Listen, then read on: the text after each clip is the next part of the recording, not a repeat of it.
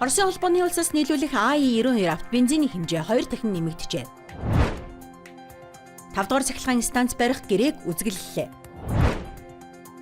Сурагчдын хичээл завсардаж болзошгүй тул хамтын хэлэлцээ эхлүүлэхийг уриалав. Улсын их хурлын гишүүний тэтгэмжийн заалтыг хүчингүй болгохоор гарын үсэг цуглуулж байна.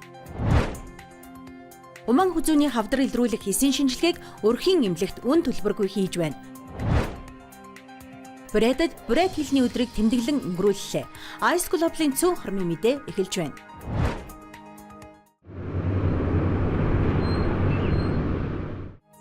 Оросын холбооны улсаас нийлүүлэх АИ-92 автобензиний хэмжээ 2 дахин нэмэгдсэн.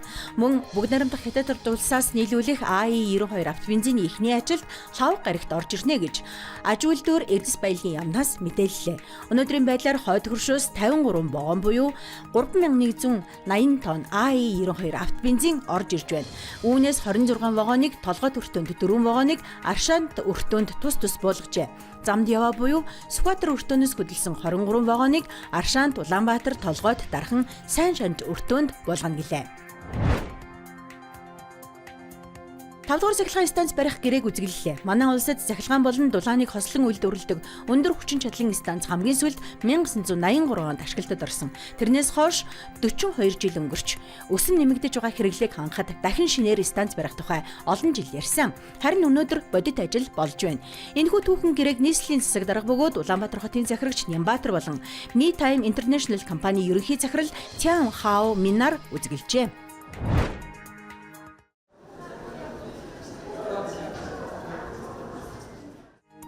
Сурагчдын хичээл завсардаж болзошгүй тул боловсролын яам Монголын боловсрол шинжилгээ ухааны үйлдвэрчний эвлэлийн холбооны удирдлагад ажил хаялтыг төр зогсоож хамтын хэлэлцээг эхлүүлэхийг уриаллаа.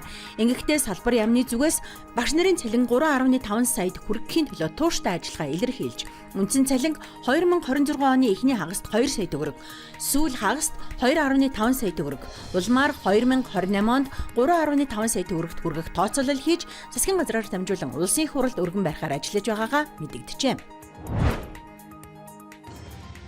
Улсын их хурлын тухай хуулийн 41-9-т гишүүний бүрэн эрх дуусгуур болсон бөгөөд тухайн үедээ ажил эрхлээгүй бол 12 сарын хугацаанд улсын их хурлын гишүүний үндсэн цалингийн хэмжээнд тэтгэмж олгоно гэж заасан нь хөдөлмөр хөлсний тэгш байдлыг алдагдуулж давуу байдал олгосон. Нийгмийн даатгал болон бусад тэтгэмжийн хуульд зөрчилдөж үндсэн хуулийн тэгш эрхийн зарчмыг зөрчиж байна хэмээн үзэж эргэн Цог Бадрахын бат болд уг заалтыг хүчингүй болгоулахаар гарын үсэг цоглуулж эхэлсэн. Энэхүү үйл ажиллагаа 28-ны 16 цаг хүртэл үргэлжлэх бөгөөд 100,000-аас дээш хүний дэмжлэг авсан тохиолдолд улсын их хурлын холбогдох банкны хорооноос хэлэлцэж шаардлагатай бол хуулийн төсөл санаачлах юм.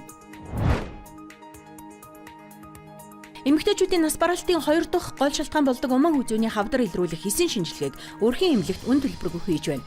Өрхөөс бусад эмнэлэгт 30-аас 60 мянган төгрөгийн төлбөртэй хийдэг тус шинжилгээг 27, 30, 33, 36, 39, 42 гэх мэтээр 60-наас хүртлээр 3 жил тутамд хийлгвэл уман хүзүүний хор тавдрыг эрт үед нь онцлох болон урьдчилан сэргийлэх боломжтой гэдгийг эмч мэргэжилтнүүд хэлж байна.